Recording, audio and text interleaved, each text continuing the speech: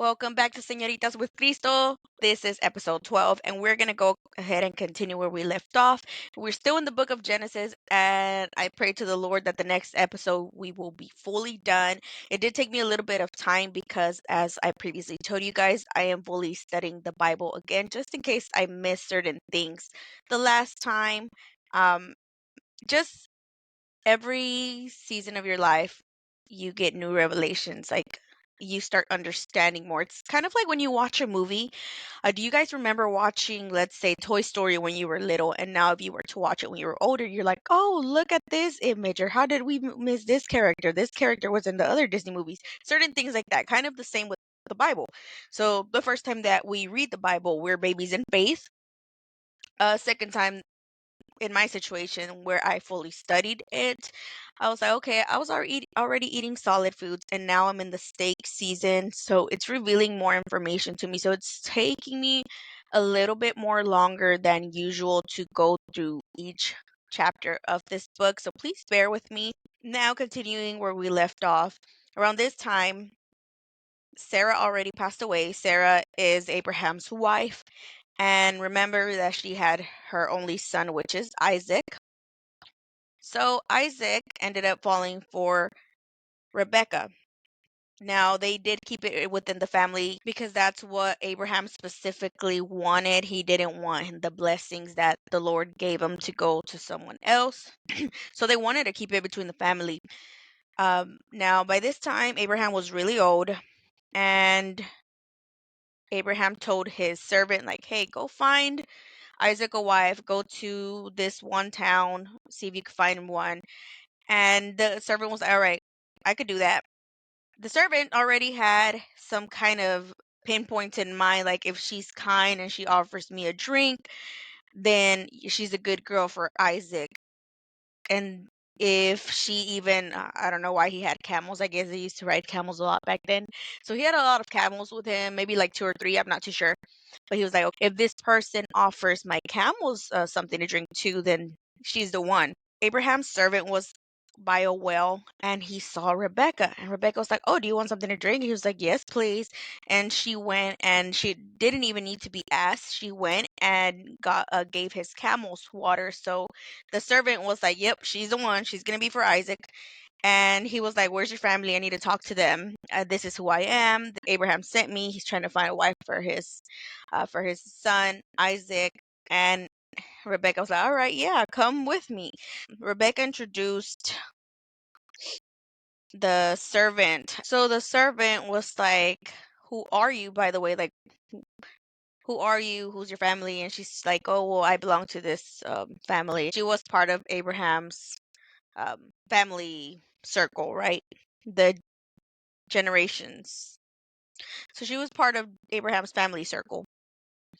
And she went and took the servant, and he introduced himself to the brother, which is Laban. Laban's going to play a big part later. But as of right now, he is just the brother. And the servant introduced himself to Laban and to the father of Rebecca. And he was like, hey, I want to take her now to Abraham and his son. And they were like, well, no, you have to let her choose. And she was like, yeah, I'll go with them. I guess she wanted to get married too. So as soon as she went and she saw Isaac, like they got married. They got married, and like they really loved each other. However, there was one little situation with Rebecca. She was barren, which means that she could not have kids. If you start reading about this, you see that a lot of women couldn't have kids, so it was very normal back then. It was also very normal for the mistress or the wife to hand off her servant to her husband so that the servant could have kids on her behalf. Fast forward, it talks about the genealogy of Ishmael's sons and Jacob and Esau. So remember, Ishmael is Hagar's son. Hagar was Sarah and Abraham's servant, the one that was bragging about getting pregnant because Sarah couldn't have kids. But then finally, Sarah ended up having a kid, which was Isaac. Okay, so that's Ishmael. So it talks about his family. I'm not going to go into detail. Y'all can kind of read that over because there's too many names. And then Isaac only had two kids in the belly, which was Jacob and Esau. So him and Rebecca only had those two, and Rebecca was worried because the kids were fighting in her belly, and she was like, God, I don't know why they are fighting in my belly. I guess they were moving a lot. Don't know exactly what was happening, but this is when God told Rebecca that she had two nations inside her belly. Now we're in chapter 26. It talks about Isaac and Abimelech. So around this time, I'm assuming that Rebecca was still pregnant, if she could have been, because it talks about how Isaac was telling her to say that she's his sister so that they wouldn't do anything to him because there was a lot of hunger, which this resembles to what Abraham did too. Well, Abimelech took Rebecca, and before she could even be touched, God came into his dreams and was like, don't touch her. She's married. She belongs to Isaac. Leave her alone. Abimelech then went to Isaac to confront him and was like, what have you done to me? Why didn't you tell me that this was your wife? He was not too happy, to say the least, but he didn't touch Rebecca. So that's good.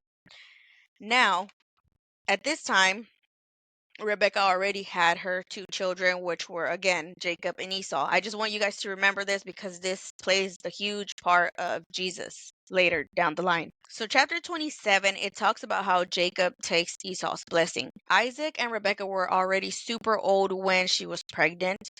So at this time, I think that Isaac was already either in his deathbed or very blind. He couldn't see, and he was telling Esau, because that was his favorite son, and Jacob was Rebecca's favorite son. So he was telling Esau, like, hey, like, go bring maybe my last meal so that I can enjoy it and I can bless you. And Esau was like, all right, I'll go kill a goat for you. So he goes and kills the goat, but Rebecca was eavesdropping. Remember, Jacob's her favorite son. So she goes and tells Jacob, hey, your dad's about to bless Esau. Go act like him. Go dress like him so that you can take the blessing. And Jacob's like, my dad's never going to fall for it. Rebecca's like, yes, he is. And Jacob was like, well, my brother's hairy. I'm not hairy. How, he's going to know. They ended up getting goat skin. I don't know where the heck they got goat skin from, but they put it on Jacob. So she put the goat skin on Jacob. So then he goes and, oh, he kills a goat or prepares the goat. It was very quick, while Esau actually went to hunt for the goats. I guess this guy got it from the backyard, and he prepped it, or his mom prepped the meal. He went to take it to Isaac on his bed, and he was like, here's your meal, Dad. And he's like, who are you? Are you my son? Are you Esau? He's like, yes, I am. And he's like, well, uh I guess he was kind of iffy about it, by the voice. I'm not too sure. And Jacob was like, it's me. So then I guess he lets him touch him, and he's like, okay, he has the goat skin, which felt like Esau. I guess Esau's hair was very rough. Who knows? He touches the hair and he's like, okay, you're my son. So he starts blessing Jacob, thinking that it's Esau. Well, he receives a blessing, and then Esau comes. Poor Esau. I feel so bad for him. He went, he prepped his meal for his dad. Like, he started cooking and whatnot. And then he takes the food to Isaac, and he's like, here, Dad, here's your meal. Now, can you give me my blessing? And Isaac was like, what are you talking about? I already gave you your blessing. E- Esau was like, no, you didn't. Like, I was gone. I was prepping the meal for you. I was getting your food. And he was like, oh, Jacob deceived me, and I don't know what. Well, Esau was very upset, to say the least. He was crying, and he was like, please, Dad, just bless me. Can't you just give us another blessing? Because remember, this blessing is from God.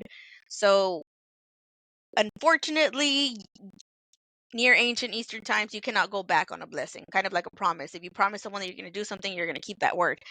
So Esau understood that. He was like, I don't even want you to take away his blessing. Just, can you bless me too, please, Dad? And sadly, Isaac was like, no, I can't do that, son. This is what's going to happen. So basically, the curse that was supposed to be for Jacob ended up being for Esau. Before moving to chapter 28, I also want to mention that Esau held a grudge on Jacob because of this. So he was like, as soon as my dad passes away, I'm going to kill him. I'm going to kill Jacob because he's stole my blessing. And I get why Esau was mad because Jacob did him dirty. Moving forward to chapter 28, Rebecca tells Jacob to run away, go to back to her brother Laban because Esau wanted to kill him. So before he leaves, Isaac blesses him again and he tells him, may God Almighty protect you, bless you, let you be fruitful. And Jacob goes, and then he had a dream at Bethel. So he actually dreamt God as a figure. No facial feature is described, but he did see stairs and he saw angels flying up and down from the stairs. Back then, dreams and visions were very important, especially when connecting to the divine. Chapter 29 talks about Jacob and how he arrives to Padan Aram, which is the place where Laban is at. Laban is Rebecca's brother, so basically his uncle. And he tells these shepherds, a group of shepherds that were by a well, because this was very common for them to get water. He was like, hey, I'm looking for this person. Do you know where they're at? And he was like, yes. And this is when Rebecca was there. She was a shepherd, which is very unusual for a woman. That girl must have been super strong. I don't know. She just wanted to do her own thing because ladies belonged somewhere else at that time. So he automatically fell in love with Rachel. Mind you, Rachel's his cousin, but they try to keep it in the family. By the way, this is not okay, and God is not okay with this, but this is the story of them. Well, Jacob was all like, okay, I love this girl. I want to talk to your dad, which she was Laban's daughter. So they go up to him and he's like, hey, I love her. I want to marry her. Give her to me. And Laban's like, okay. Laban said, well, work 7 years for me and then you can keep her. You can marry her. Jacob said, deal. He waits the 7 years, and then this is not specific if it was very dark or if maybe Jacob was a little woozy. We don't know exactly what happened, or because women were veiled during marriage. But when it was time for them to get married, Laban played a trick on him and ended up giving up his older daughter, which was Leah. So instead of Jacob marrying Rachel, mind you, he loved Rachel. He ended up marrying Leah, and he told Laban, like, what have you done to me? Why'd you do this? And he's like, well, Laban said, well, how am I going to marry off my youngest daughter, not the oldest? So you can marry her now and then work another 7 years for me and I'll give you Rachel. He was like, okay, fine, I could do that. So he works the additional 7 years, and yeah, he gets Rachel. So now he has two wives, but Rachel could not conceive. Again, she was barren. Leah was not loved. Imagine just being in between a marriage where you see the couple being loved and you're just like third wheeling all the time and the man doesn't even pay attention to you. So this is kind of the situation with Leah. Leah was so sad and God saw her sadness, so he gave her a kid. And she's like, oh, well, God's hearing me and he knows that I needed this boy because I'm not loved. Maybe Jacob will love me now. And she ends up having multiple kids, actually. She ends up having a total of 7 kids. And then Rachel was like, okay, since I can't have kids, let me give him my servant. This was so common back then when someone couldn't have kids. Remember, I told you guys that. So she gives him her servant, which her name is Bilhah, and she has 2 kids. Well, finally, Rachel ends up getting pregnant, and it turns into kind of like a competition where they go back and forth with having kids with the servants and with them. So this is very important because this is the 12 tribes of Israel. So Leah has 7 kids, Rachel has 2 kids, Silpah has 2 kids, and Bilhah has 2 kids. And Leah, the names for her 7 kids are Reuben, Simeon, Levi, Judah, Issachar, Zebulun, and Dinah. Dinah is a girl. Rachel has Joseph and Benjamin. Bilhah has Dan and Naphtali. Silpah has Gad and Asher. So these kids are very important because this is the nation that people are talking about. This is the nation that God was talking about. Now, chapter 30, it talks about how Rachel really wanted a kid, and this is the situation that I was talking about. So she ended up giving Jacob the servant, and it goes into that competition. Finally, Jacob's flocks increased because he was very wealthy. He was very blessed. God was always by Jacob's side from there because at this time he was already there for 14 years. So Laban was all like, "You can leave if you take care of my sheep or do something with like the spotted sheep or speckled sheep." Some they had sheep and goats. They had some kind of arrangement like that. So Jacob was like, "Okay, I can do that for you." So he ended up raising those sheep and goats for Laban. And total, Jacob was there stuck for 20 years. He was just trying to run away from his brother Esau, and now he's being stuck there for 20 years. He, God saw what Laban was doing, and he came into Jacob's dream or vision. And he was like, "Hey, I see what he's doing. You're just going to have to leave." So he left. He tells his wives, he tells them, "Hey, don't say anything, but we're going to run away from your dad because he's not letting us go." Well, the girls understood, so they're like, "Okay, we can leave." They ended up leaving, but Miss Rachel, the one that Jacob loved so much, ended up stealing her dad's idols, like some kind of household figurines or something, where Laban really liked those. So she took them, she hid them under her camel, and she was like, "All right, let's go." Mind you, Jacob didn't know that she stole this. So Laban goes the third day, he finds out that they left, and he goes and finds them. And yeah, he sees them somewhere. I don't know exactly where, but he finds them and he's like, "Hey, why would you leave? You didn't even let me say bye to my grandkids. Like, what's wrong with you?" And Jacob was like, "Well, you were never going to let me leave, so I had to do this." And Mr. Laban, he was very bold. He started going through all their stuff. He was like, "You took my idols. Where are they? Why did you leave?" And Jacob was like, "Well, because I was afraid." Again, this time Rachel did not tell anyone that she stole those household idols. She had them under the camel, under that little baggie. I don't know where that baggie was, but they were hidden very well for Laban not to find them. And she was like, "Well, I can't get up because I'm on my period." So Laban was like, "All right, that's fine." Chapter 32. It talks about how Jacob prepares to meet Esau.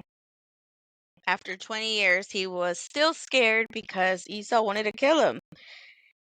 And he was like, "Okay, I'm going to prep." Remember that Jacob was very blessed by God. So he had a lot of animals, like a lot of cattle or flocks, if you will. And he said, "Okay, this is what we're going to do. I'm going to try to bribe him." He had a lot of people, like servants. I don't know. Jacob had a lot of people with him. So he's like, "Okay, we're going to split up. If my brother tries to kill me, at least we're going to save some of the flock, kind of as a backup if he does try to get rid of the first flock that I send out." So they went, and Jacob was telling his people, like, "Tell them that Jacob's sending all of this." So in total, Jacob ended up giving his brother Esau 550 animals. And they were all split. Remember, they were all split so that they would not overwhelm Esau. Around this time, so Jacob was like, "All right, y'all go ahead. I'll be the last one to go." I guess he was really frightful still. That night, Jacob got up, and this is in chapter 32, verse 22. So I'm going to read this little part. That night, Jacob got up and took his two wives, his two female servants, and his 11 sons, and crossed the ford of the Jabbok. After he had sent them across the stream, he sent over all of his possessions. So Jacob was left alone, and a man wrestled with him till daybreak. When the man saw that he could not overpower him, he touched the socket of Jacob's hip, so that his hip was rent as he wrestled with the man. Then the man said, "Let me go, for it is daybreak." But Jacob replied, "I will not let you go unless you bless me." The man asked him, "What is your name?" "Jacob," he answered. Then the man said, "Your name will no longer be Jacob, but Israel, which in Hebrew is Yisrael, because you have struggled with God and with humans and have overcome." Jacob said, "Please tell me your name." But he replied, "Why do you ask my name?" Then he blessed him there. So Jacob called the place Peniel, saying, "It is because I saw God face to face, and yet my life was spared." One thing I want to make very clear is that it doesn't say for sure if he really did see God or if he saw an angel of God or Yahweh. God and Yahweh are the same. Because from my understanding, no one has ever fully seen God. They would see his embodiment or they would see his angels, but never fully him. And Jacob was pretty strong because he was able to roll away the stone at the well when he arrived in Haran. Yeah, that's in chapter 29. So that stone was pretty heavy. I don't know how tall this dude was, but for him to wrestle God or the angel of God, it must have been pretty strong. But yeah, so he broke that little hip, hippie hip. We're moving forward pretty fast. Chapter 33, it talks about Jacob finally looks up and he sees Esau with 400 men, which were basically like military men that Esau had. And he divided his children among Leah, Rachel, and the two female servants. And he was limping because of his hip, because he wanted to be big, bold, and brave and fight God. So he bowed down to Esau 7 times, because this is used to express subordination or superiority. But surprisingly, Esau was happy to see his brother. He hugged him and they both cried, and I'm sure he missed him. Like, let bygones be bygones. And from my understanding, Esau and Jacob were not living in the same place because they both had a lot of flocks and whatnot. Chapter 34, it talks about Dinah. Dinah, remember, Dinah is his daughter by Leah. So Jacob's daughter, around this age, she was really young, and she ended up going out somewhere where she was not supposed to be alone. Usually you had to be chaperoned, especially as a woman, just for protection. But she was very young and naive, and she ended up going alone, and she ran into this dude named Sh- Shem. Shem. I'm gonna call him Shemi because his name is Shem, but I'm gonna call him Shemi for short. So she runs into this dude, Shemi, and he ends up raping her. Since he raped her, he kept her in the city, which means he did not let her go back home. But he told his dad that he wanted to marry her. So I'm not too sure if him and his dad went back to Jacob's family's house, or if it was just Shemi's dad that went alone. But the thing is that they told Jacob and the boys, his son, Jacob's sons, that Shemi wanted to marry the daughter. And it's not, Jacob just kind of stood back and let his sons handle this situation. He wasn't saying much.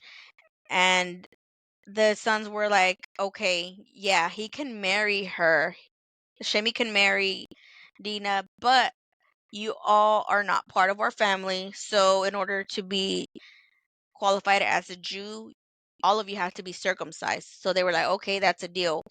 So they went back to town, whoever the dad went with, and they were telling everybody in the town, in that city, like, hey, we can marry each other's daughters, and it'll be something great. They get they get circumcised, but here's the thing.